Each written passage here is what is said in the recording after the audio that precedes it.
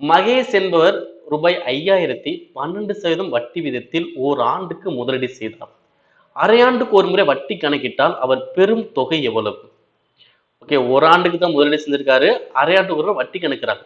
அப்போ ஒரு ஆண்டுக்கு எத்தனை வட்டி கண்டுபிடிக்கணும்? 2 முறை கண்டுபிடிக்கணும். ஏன்னா ஃபர்ஸ்ட் 6 மாசம், அடுத்த ஒரு 6 மாசம் கண்டுபிடிச்சாதான் ஒரு வருஷம் ஆகும். ஓகே, இப்போ அசல் மதிப்பு எனக்கு எவ்வளோ?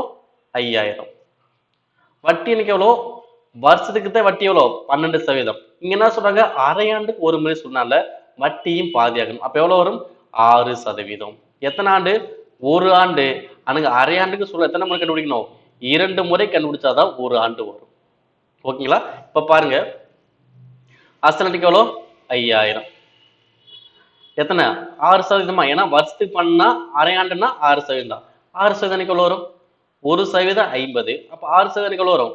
300.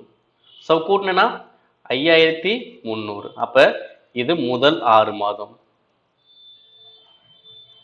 அடுத்து என்ன பண்ணும்? திரும்படி என்ன பண்ணும்? 6% கண்டுபிடிக்கும். இப்ப இந்த 5300 6% எவ்வளவு வரும்? 1% 53. அப்ப 6% எவ்வளவு வரும்? 6 50 300. அடுத்து 3 18. அப்ப எவ்வளவு வரும்? 318. அப்ப கூட்டினா 8 1 6 5. சோ இதனால இது அடுத்த 6 மாதம். அப்ப என்ன? ஒரு ஆண்டு முடிஞ்சிடும். ஓகேங்களா?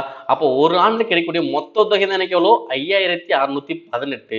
சோ அவங்க என்ன கேக்குறாங்க? பெரும் தொகை தான் கேக்குறாங்க. அப்ப எவ்வளவு கிடைக்கும் அவருக்கு? 5618 ரூபாய் கிடைக்கும்.